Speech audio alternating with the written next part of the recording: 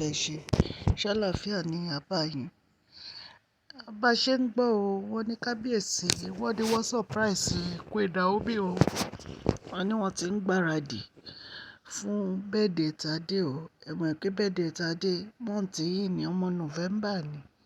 So wọ́n ti ń gbáradì fún birthday ẹ̀. Ẹ jẹ́ ká jọ gbọ́ gbogbo gist tèmi. Tó bá jẹ́ ìgbà àkọ́kọ́ tí ẹ̀ ń darapọ̀ mọ́ mi, èmi Máṣọlá lórí channel Máṣọlá Gist TV. Mo kí yín káàbọ̀ sórí gist tèmi. Ṣé dáadáa ni mo bá yín, gbogbo ilé ńkọ́? Ṣé àlàáfíà ni ẹ wà? Orúkọ mi ni Máṣọlá. Mo máa ń sọ̀rọ̀ nípa celebrity gist, royal gist lórí nǹkan tó bá ń ṣẹlẹ̀ ní agbègbè wa Nàìjíríà àti politics. Ẹ̀yin èèyàn mi, tẹ́ bá ti subscribe o, ẹ subscribe o, so that tí n bá ti post any gist ẹ máa rí. Ọlọ́run Elédùmarè á ran gbogbo wa lọ́wọ́ o.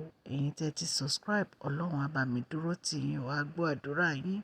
Àti ẹ̀yin tẹ́ bá ti subscribe náà, mo dúpẹ́ púpọ̀ lọ́wọ́ yín o for supporting and your love towards me. Ọlọ́run á nífẹ̀ẹ́ yín náà. Ẹ̀yin èèyàn lé, ẹ jẹ́ ká jọ gbọ́ gbogbo gist. Kábíyèsí fi dá Queen Naomi lójú pé gbogbo ọ̀rọ̀ àwọn àti wọn ó máa yọrí sí rere o. Wípé kí wọ́n fi ọkàn ara wọn balẹ̀, kí wọ́n má ro gbogbo nǹkan tí àwọn olórí yìí ṣe. Pé Ọlọ́run á yanjú ọ̀rọ̀ yìí. Wọ́n dẹ̀ fẹ́ gbé àwọn àti ọmọ wọn lọ fún shopping láti bẹ̀rẹ̀ sí gbáradì fún birthday Tade. Wọ́n ní Kábíyèsí ti send owó fún Tade birthday o. Wípé àwọn fẹ́ celebrate ọmọ àwọn àti ìyàwó àwọn. Ẹ̀yin èèyàn lé, kìí ṣe nǹkan kékeré. Wọ́n ní kí Queen Naomi kan fi ọkàn ara wọn balẹ̀. Kí Queen Naomi kan focus lórí ọmọ wọn àti àwọn. Ẹ̀yin èèyàn lé, ẹ̀yin náà mọ̀ pé Queen Naomi mọ̀ wípé gbogbo àwọn olórí ọ̀pọ̀ nínú wọn kò nífẹ̀ẹ́ wọn, kò dẹ̀ nífẹ̀ẹ́ ọmọ wọn. So àwọn gangan fúnra wọn, wọn ò tiẹ̀ fi ọ̀rọ̀ wípé kán máa fi iná sórí òlè sùn. Ṣó ti yé yín ẹ̀yin èèyàn lé? Wọ́n múra sí ọ̀rọ̀ ara wọn. Nítorí àwọn olórí yìí ọ̀pọ̀ ló wà nínú wọn tó jẹ́ pé iṣẹ́ ibi ni wọ́n ń ṣe kiri. Ọlọ́run Elédùmarè ni ó ń jẹ́ kí àṣírí wọn kó máa tú sí Kábíyèsí lọ́wọ́. Ṣó ti yé yín? Ẹ̀yin èèyàn lé, ẹ̀yin náà dẹ̀ ti mọ̀ pé oríṣiríṣi ìgbésẹ̀ ni Mariam àti Sisi Waharu wọ́n ti gbé tó jẹ́ pé wọ́n fẹ́ máa change school ọmọ yẹn tán manipulate fún Kábíyèsí kó tó di pé àṣírí wọn tú sí ọwọ́ Kábíyèsí. Bẹ́ẹ̀ náà ni a gbọ́ pé wọ́n rán àwọn èèyàn lọ sí school Tade tó ń parọ́ pé Kábíyèsí ló ní káwọn wá máa wò wọ́n. A ti sọ gist yẹn náà rí kó tó di pé àṣírí wọn tú tí àwọn tó ní school fi pe Queen Naomi tó fi sọ fún Queen Naomi tó fi ní pé kò jẹ́ bẹ́ẹ̀ o, láyé anybody. In fact gan wọ́n ní wọ́n gbọ́lọ́pàá lọ sí palace ni tó lọ jáwèé fún wọn ní palace pé tó lọ kọ petition wípé anybody ní palace yẹn ò gbọdọ̀ lọ sí school Tadenikawo mọ́. Wọn ò dẹ̀ gbọdọ̀ gbọ́ pé wọ́n wá. Even gan bàbá Kábíyèsí gan dá sí ọ̀rọ̀ yẹn gbà yín. A ti sọ gist yẹn náà rí. So gbogbo àwọn ìgbésẹ̀ àwọn olórí yìí ó lágbára, especially Mariam àti olórí Ronke. Wọn ò ṣe nǹkan, kì í ṣe nǹkan kékeré náà ṣe o. Àṣírí wọn máa ń tú ni o. Àṣírí wọn máa ń tú sí Kábíyèsí lọ́wọ́ ni o. Ẹ̀yin èèyàn lé, ẹ̀yin náà dẹ̀ mọ̀ pé ọmọ tó special ní Tadenikawo, ọmọ olóríire, ọmọ alálùbáríkà ní Tadenikawo. Ẹ̀yin náà mọ̀ yẹn. So Kábíyèsí ò fi ọ̀rọ̀ Tade ṣeré rárá. Wọn ò fi ọ̀rọ̀ ẹ̀ ṣeré rárá.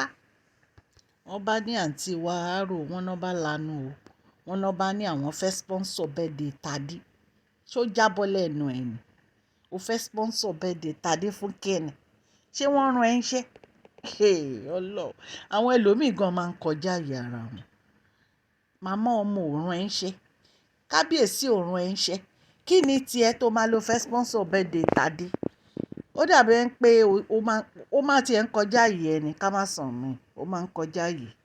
in fact gan wọ́n ní Kábíyèsí wọ́n ní wọ́n ti lọ gbáradì tó ti lọ bá àwọn ọlọ́pàá wípé lọ́jọ́ birthday Tadé o kí ọlọ́pàá kàn dá ọlọ́pàá bòbẹ̀ yẹn ni anybody tó bá ṣe mess wọ́n gbé ni kì í ṣe nǹkan kékeré in fact wọ́n ní kó detain ẹni yẹn wọ́n ní anybody tó bá ṣe mọ̀nàmọ́ná kó detain ẹni yẹn kì í ṣe nǹkan kékeré rárá èèyàn lé àfi kọ́lọ́hún Elédùmarè. Elédùmarè kó wà pẹ̀lú Queen Naomi àti Tadenikawo. Ìgbésẹ̀ àwọn pípù yìí kì í ṣe ìgbésẹ̀ tó easy rárá kò ń ṣe ìgbésẹ̀ tó easy àṣírí wọn máa ń tú every time náà ni àṣírí yín máa tú every time náà ni.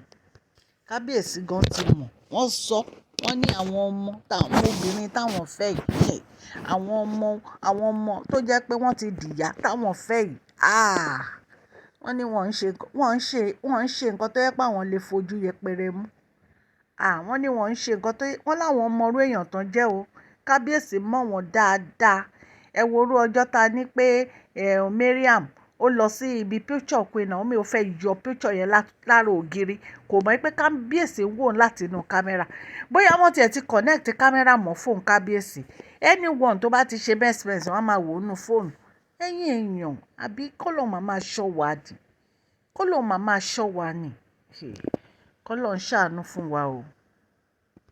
ẹ̀yin náà mọ nǹkan tí ojú Queen Naomi ti rí so tí Kábíyèsí bá ń treat wọn tó ń gbé wọn gẹ́gẹ́ bí ẹyin wọ́n deserve kí Kábíyèsí máa treat wọn bẹ́ẹ̀ nítorí pé obìnrin alálùbáríkà tó jìyà fún ọkọ ẹ̀ òní Queen Naomi so ẹ̀yin èèyàn lé kìí ṣe nǹkan kékeré rárá.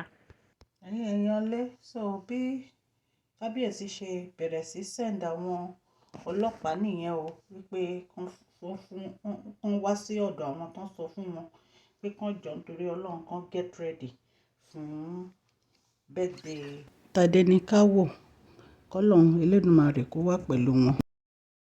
pẹ̀lú gbogbo etí tó ń gbọ́ mi o mo ní kí n mú update wá fún yín náà ni Ọlọ́run á ṣàánú fún yín Ọlọ́run á gbọ́ àdúrà wa ní agbára Ọlọ́run. Please share this video, like and subscribe. God bless you all.